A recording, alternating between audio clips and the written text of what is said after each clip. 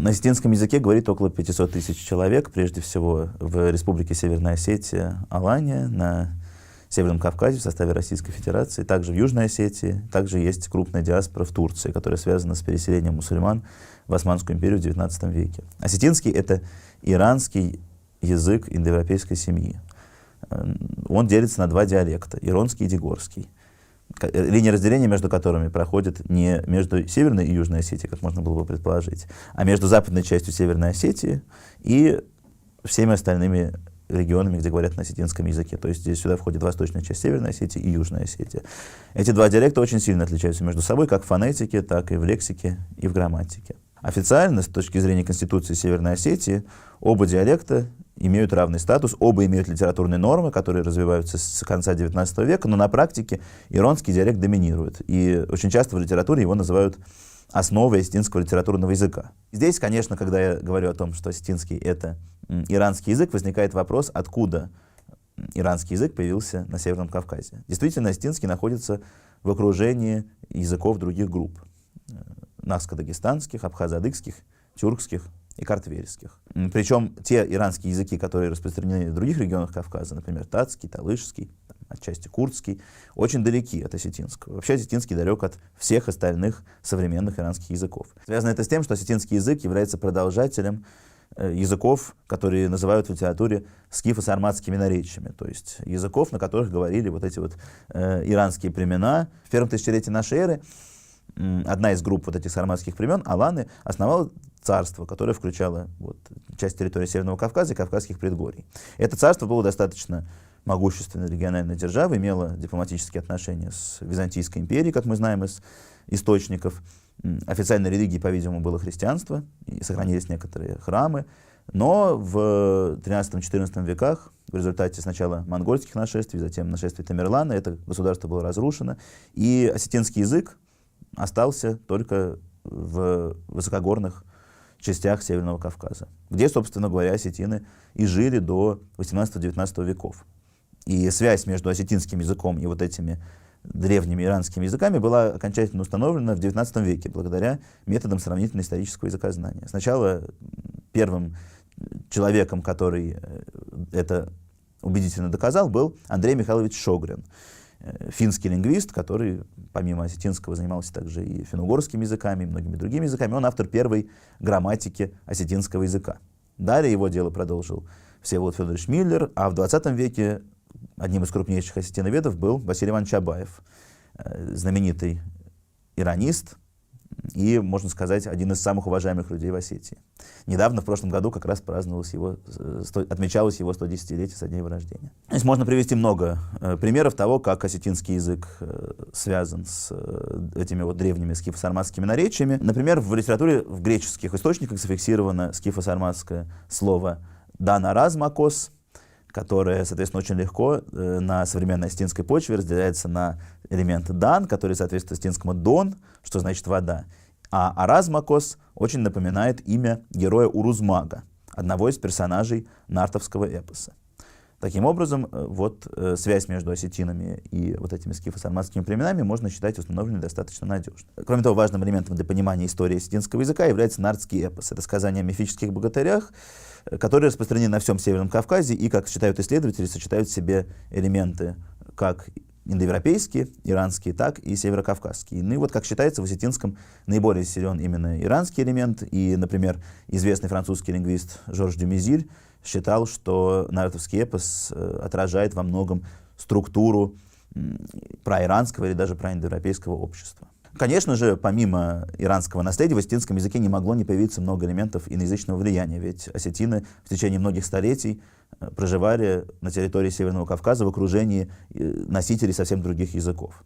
И здесь, конечно же, это влияние очень велико. В частности, можно отметить то, что среди базовой лексики в осетинском языке около 10% заимствований, что довольно много. Причем большая часть этих заимствований происходит из нахско-дагестанских языков. И в связи с таким большим количеством заимствований в лексике и грамматических влияний некоторые лингвисты, в частности Василий Иванович Абаев, выдвинули гипотезу о субстратном влиянии кавказских языков на осетинский язык.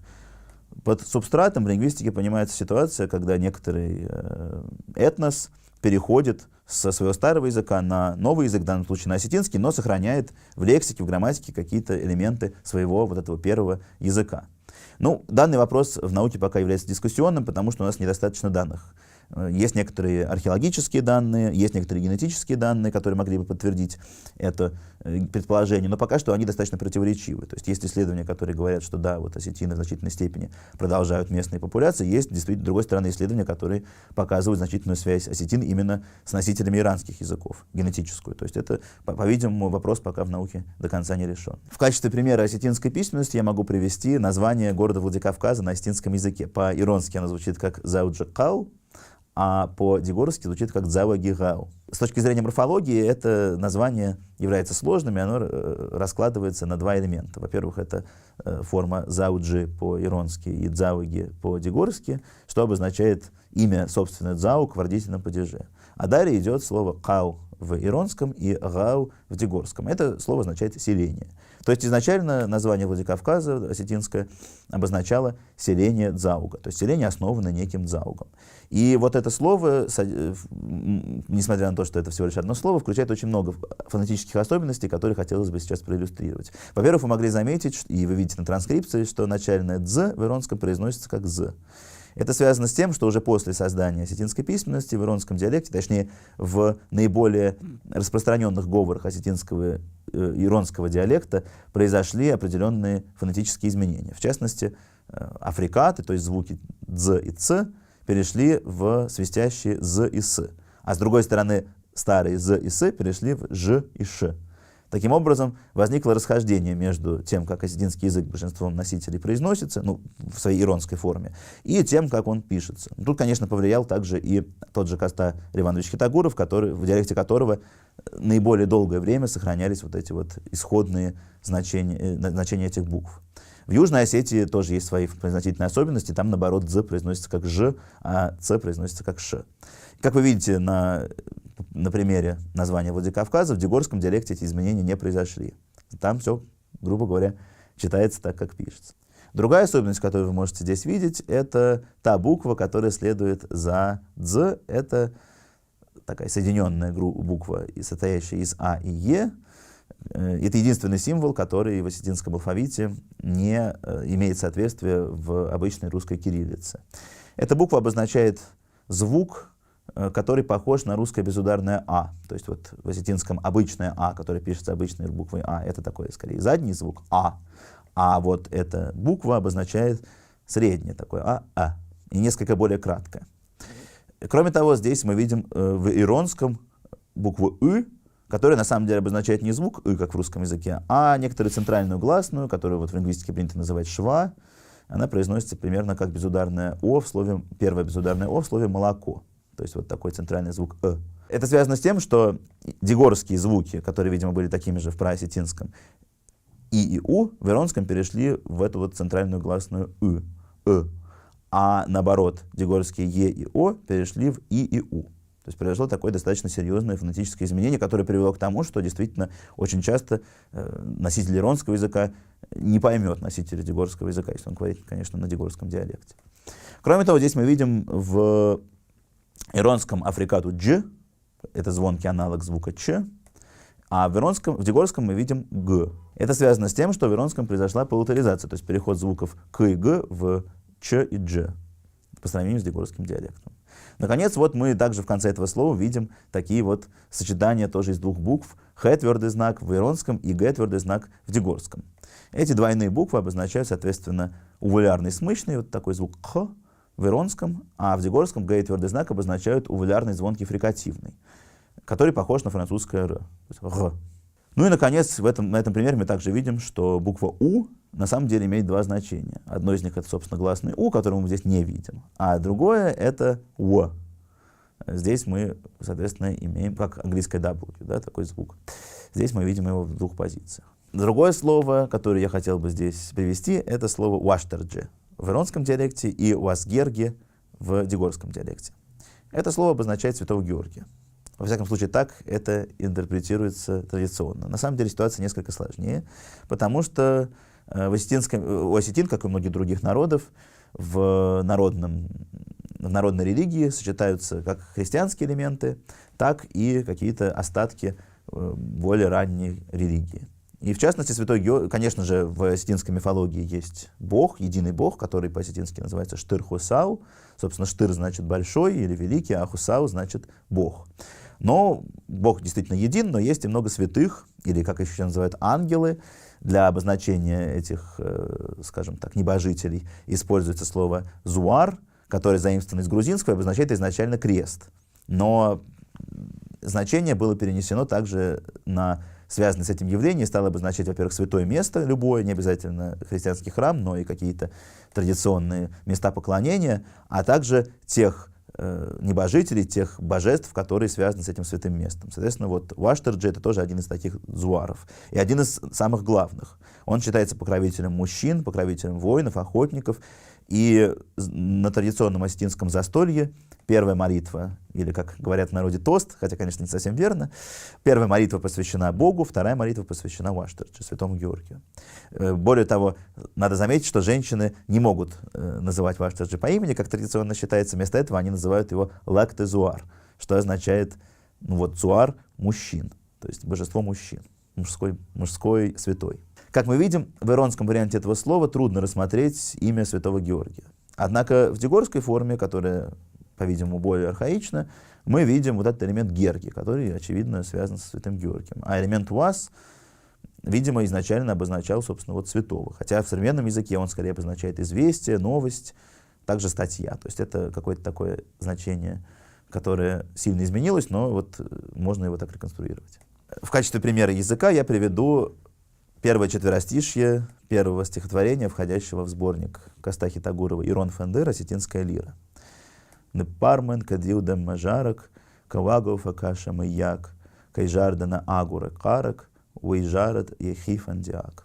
В литературном переводе оно звучит как «Прости, если отзвук рыдания услышишь ты в песне моей, чье сердце не знает страдания, тот пусть и поет веселей».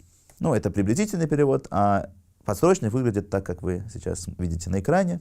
Здесь можно обратить внимание сразу на несколько грамматических и фонетических особенностей осетинского языка. В первом же слое вы видите форму «непар», и вы видите различие между написанием и произношением. Пишется оно «ныббар», а читается «непар». Но здесь нужно сказать несколько слов вообще об этом глаголе и о том, как он строится. Сам по себе глагол имеет основу «бар» или в форме в неопределенной форме «барен», это значит «прощать». И к нему присоединяется приставка «ны». Эта приставка вызывает удвоение начального согласного. Как мы помним, в осетинском языке смычные не имеют звонкого геминированного варианта. У них есть только геминированный глухой вариант, глухой придыхательный, звонкий и абруптивный. Таким образом, этот согласный в результате удвоения оглушается и превращается из звонкого переходит в геминированный. Кроме того, в этой же форме мы видим использование глагольных приставок. Интересно, что в осетинском языке они используются очень похоже на то, как они используются в русском языке. То есть большинство глаголов без приставки имеют значение несовершенного вида, то есть какого-то там, грубо говоря, длительного действия. Присоединение глагольной приставки переводит глагол в совершенный вид. При этом следует сказать, что, как и в русском языке, большинство этих приставок изначально имеют пространственное значение. Но с глаголами, не обозначающими движение или перемещение в пространстве, они получили именно семантику вида. И такое сходство между осетинским и славянским языками очень интересно и необычно. И в частности, Василий Иванович Абаев даже предположил, что это так называемая скифо-европейская изоглосса, то есть в результат какого-то там древнего взаимодействия между носителями аланского языка или, может быть, скифского языка и носителями славянских языков. Но, по-видимому, эта гипотеза все-таки излишне смелая, потому что мы сейчас знаем, что, во-первых, в славянских языках вид сформировался сравнительно поздно, во всяком случае, в той форме, в которой мы его имеем в современном русском языке и в других славянских языках. А с другой стороны, похожее развитие приставок в показателе совершенного вида засвидетельствовано, например, в грузинском языке, который совсем находится по соседству с осетинским. Хотя, конечно, конкретные особенности там другие, можно считать, что это скорее, скорее результат какого-то местного ареального развития. Про это достаточно подробно в своих работах писал Петр Михайлович Аркадьев, и вот, если вам это интересно, можете подробнее про это почитать у него. Другая особенность этого примера — это так называемые клитики. Вот вы видите здесь в транскрипции некоторые слова имеют перед собой знак равенства. Таким знаком в лингвистике принято обозначать слова, которые имеют некоторую самостоятельность с точки зрения их линейной позиции в предложении, с точки зрения способности присоединяться к другим словам, однако произносятся вместе с предшествующим или следующим словом, имея одно ударение. То есть произносятся они как префиксы или суффиксы, а синтаксически они ведут себя как самостоятельные слова. В осетинском языке широко представлены так называемые клитики второй позиции, или вакернагелевские клитики.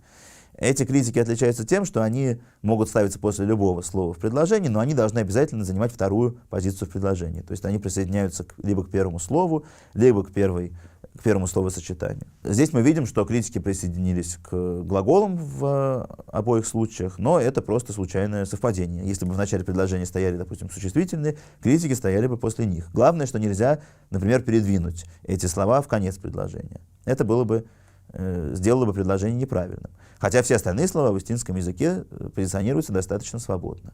И вот такие вот клитики, которые произносятся после первого слова или после первой, скажем так, первой группы, имеющей ударение, это особенность именно индоевропейских языков. И, по-видимому, унаследована она осетинским от проиранского состояния. Эта система в осетинском очень жива, очень продуктивна и не имеет никаких признаков отмирания. Собственно, следы таких критик мы можем видеть и в русском языке. Например, слово «ли» в вопросительных предложениях тоже позиционируется по вот этим принципам второй позиции. Но в русском таких слов осталось мало, в осетинском система критик очень широко развита. Кроме того, во второй строчке вы здесь видите слово «кавэгау». Собственно говоря, само слово «кавэг» обозначает «плачущий». Но на нем стоит показатель, который я здесь обозначил как «экв». Это обозначает экватив, то есть сравнительный падеж, который можно перевести на русский словом «как». То есть в осетинском языке в число 9 падежей в иронском и 8 в дегорском входит вот такой достаточно редкий падеж, обозначающий сравнение. То есть «кавэгау» значит «как плачущий». И, кстати говоря, вообще в осетинском языке падежная система очень интересна, потому что она, по-видимому, в целом не унаследована от проиранского состояния. Большинство иранских языков утратили либо вообще все падежи, которые были в древнеиранских языках, либо большинство из них оставив 2 или 3 падежа. В осетинском же языке мы видим 9 падежей в иронском и 8 в дегорском. Связано это с тем, что большинство этих падежей уже развелись позже, либо из послелогов, либо из каких-то других грамматических показателей. Некоторые лингвисты тоже здесь видят влияние кавказских языков, хотя здесь вопрос достаточно сложный, как и везде, потому что соответствие этой системе в соседних языках найти трудно. То есть можно найти в целом общий принцип того, что падежей много, и они формируются достаточно так агглютинативно, то есть достаточно регулярно. Но конкретные соответствия этой системы, так чтобы все падежные показатели, точнее все значения падежей совпадали, найти трудно. То есть здесь можно строить только некоторые гипотезы, но пока этот вопрос до конца не решен. В последних 2 строчках мы видим предложение, которое буквально можно перевести как «чье сердце не знает оплакивания, тот пусть поет свое желание». Ну и в русском переводе переводчик предпочел сохранить эту конструкцию, но в русском языке, как мы видим, она распространена, но все-таки используется сравнительно редко, а в осетинском она используется практически для всех типов сложного предложения. То есть у вас сначала идет одно предложение, в котором используется вопросительное слово, а потом следует главное предложение, в котором этому вопросительному слову обязательно соответствует какое-то указательное местоимение. Причем это касается не только таких вот обобщающих предложений, как в данном случае, но и любых других предложений. Например, возьмем сложных предложений. Возьмем, например, относительное предложение, которое в русском языке выражается как «я видел отца девушки, которой ты подарил цветы». В русском языке у нас есть слово «девушка», и рядом с ним есть относительное предложение, в котором есть относительное местоимение. В осетинском буквальном переводе такое предложение будет звучать как «которой девушке ты подарил цветы, я видел ее отца». То есть сначала вы вводите зависимое предложение, причем обычно в нем используется уже вот это существительное, о котором мы говорим, а в главном предложении присутствует только местоимение, которое к нему отсылает. И такая особенность тоже характерна для древних иранских и индоарийских языков. Для современных иранских языков она не характерна, хотя она характерна, допустим, для индоарийских языков. Так что здесь тоже можно видеть некоторый такой архаизм в осетинском синтаксисе. И, возможно, осетинский даже развил эту конструкцию шире, чем другие, чем она существовала в древних иранских языках.